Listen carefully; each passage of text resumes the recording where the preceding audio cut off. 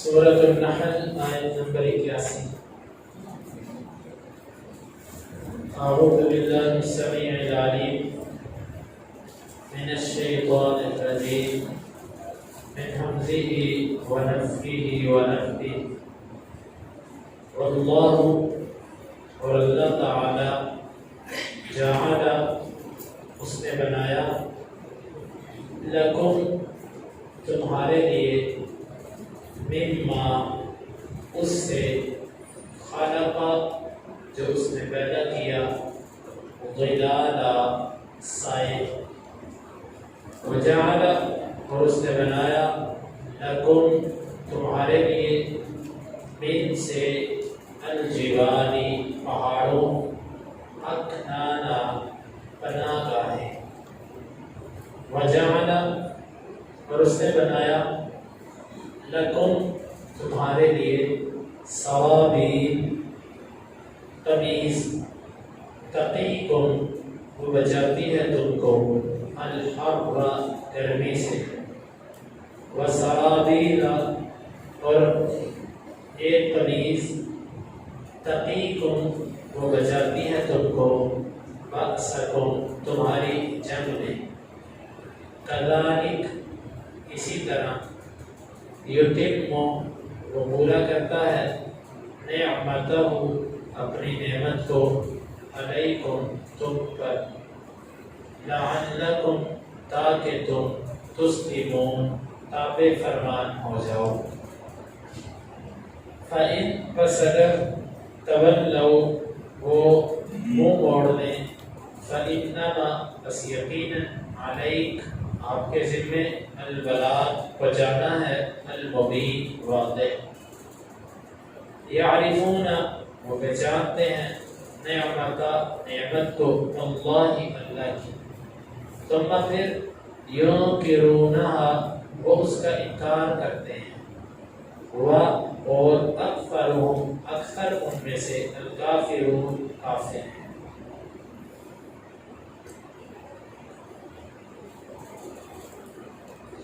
واللہ جعل لکم مما خلق ظلالا اور اللہ اس نے تمہارے لیے سائے بنائے ان چیزوں سے جنہیں اس نے پیدا کیا وجعل لکم من الجبال اکنانا اور اس نے تمہارے لیے پہاڑوں میں پناہ گاہیں بنائی وجعل لکم سرابیل تقیکم الحر اور اس نے تمہارے لیے ایسی قمیضیں بنائی جو تم کو گرمی سے بچاتی ہیں وَسَرَابِيلَ تَقِيكُمْ بَأْسَكُمْ اور ایسی قمیضیں جو تم کو جنگ سے بچاتی ہیں كَذَلِكَ يُتِمُّ نِعْمَتَهُ عَلَيْكُمْ اسی طرح وہ تم پر اپنی نعمت کو پورا کرے گا لَعَلَّكُمْ تُسْلِمُونَ تاکہ تم تابع فرمان ہو جاؤ فَإِن تَوَلَّوْا فَإِنَّمَا عَلَيْكَ الْبَلَاغُ الْمُبِينُ بس اگر وہ منہ موڑ جائیں تو آپ کے ذمہ واضح طور پر پہنچانا ہے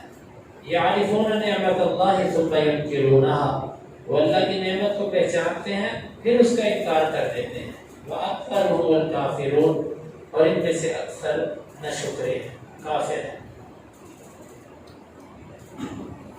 اللہ تعالیٰ نے جو بھی چیز پیدا کی اس کا تمہارے لیے سایہ بنایا وہ درخت ہوں یا بلند و بالا عمارتیں ہوں کسی بھی طرح کی کوئی چیز ہو اس کا سایہ ہوتا ہے ہر وہ چیز جو اپنا وجود رکھتی ہے اور اس کا وجود نظر آتا ہو اور وہ ٹھوس چیز ہو اس کا سایہ ہوتا ہے یہ سایہ کیا چیز ہے یہ اللہ کی نعمت ہے ہم نے آج تک کبھی اس کو بطور نعمت سمجھا ہی نہیں اس نعمت کا احساس انسان کو اس وقت ہوتا ہے جس وقت انسان کسی ایسی جگہ پر جا رہا ہو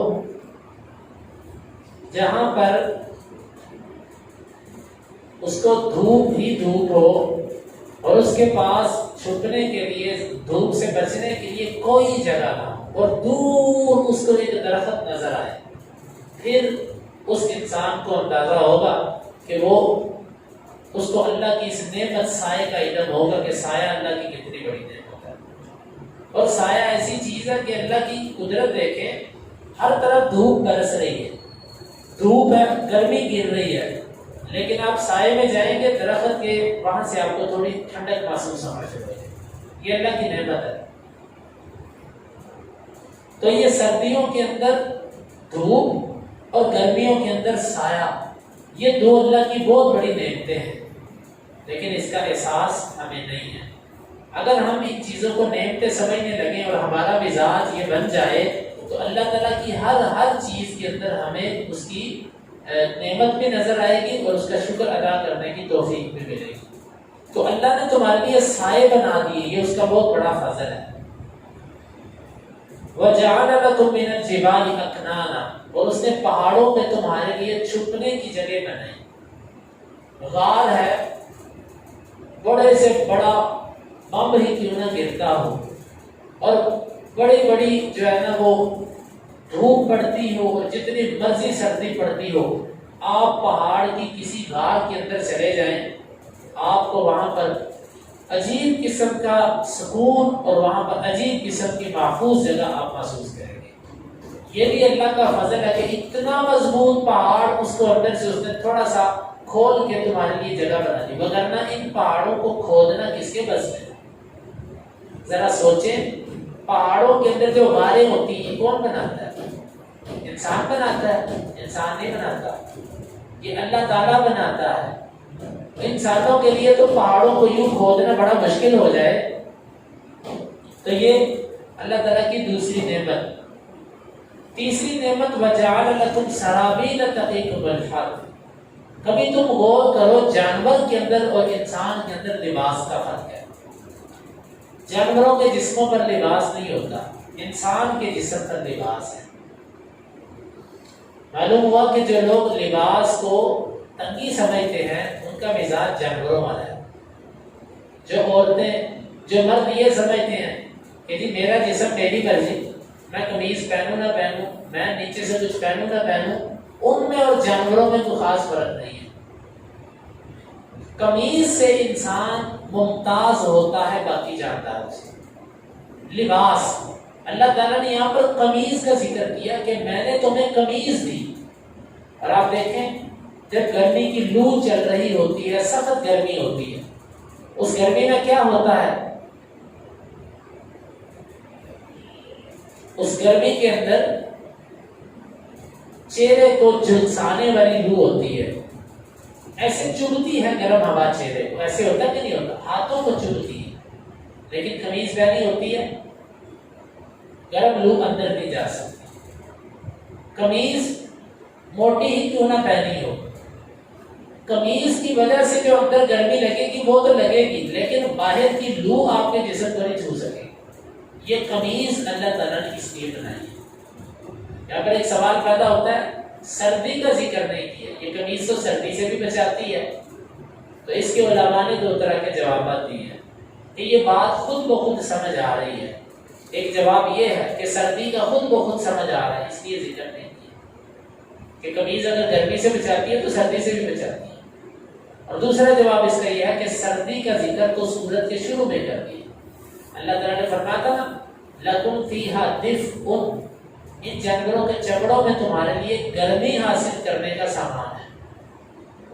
تو سردی کا ذکر وہاں پر ہو گیا، گرمی کا ذکر یہاں پر کر دیا۔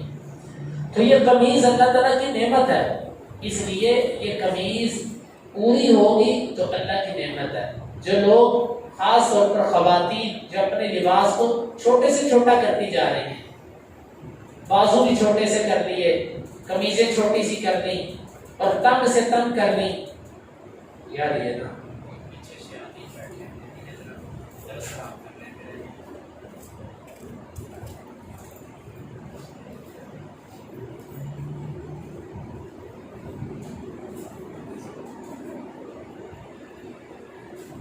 یہ جو خواتین اپنا لباس چھوٹے سے چھوٹا کرتی جا رہی ہیں، شلواریں چھوٹی، قمیضیں چھوٹی اور تنگ لباس، یہ وہ جانوروں والا ذہن ہے۔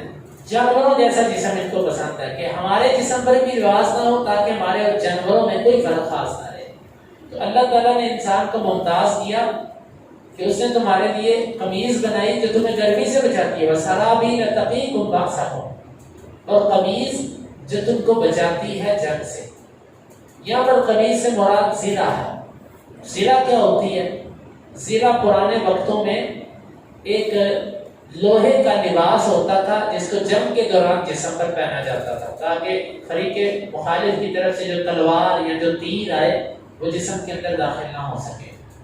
آج کے دور میں بلٹ پروف جیکٹ کہنے یا اسی طرح کی اور جو جدید قسم کے لباس ہیں جو آپ کے جسم کو جنگ میں محفوظ رکھتے ہیں، بلٹ پروف گاڑیاں ہو گئی، یہ سب کے سب اس میں آتی ہیں۔ یہ بھی اللہ تعالیٰ نے انسان کے ذہن میں ڈالا کہ تم یہ چیز تیار کرو۔ کذالک یتم نعمتہ علیکم، بس وہ اللہ اسی طرح تم پر اپنی نعمتیں پوری کر رہا ہے، مختلف نعمتوں کا ذکر کر کے۔ کیوں؟ لعلکم تسلمون، تاکہ تم تابع فرمان ہو جاؤ۔ اس کو دو طرح پڑھا گیا ہے قرأت سبع کے اندر، تسلمون اور تسلمون۔ تسلمون تم سالم ہو جاؤ، تم محفوظ ہو جاؤ۔ کس سے محفوظ ہو جاؤ؟ اگر اس کا تعلق مانا جائے اس زرہ کے ساتھ تو اس کا مطلب ہے کہ جنگ میں تم زخموں سے محفوظ ہو جاؤ، اور اگر اس کو ویسے مانا جائے تو اس کا معنی ہوگا لعلکم تسلمون، تاکہ تم اللہ کی نافرمانیوں سے سالم ہو جاؤ، بچ جاؤ۔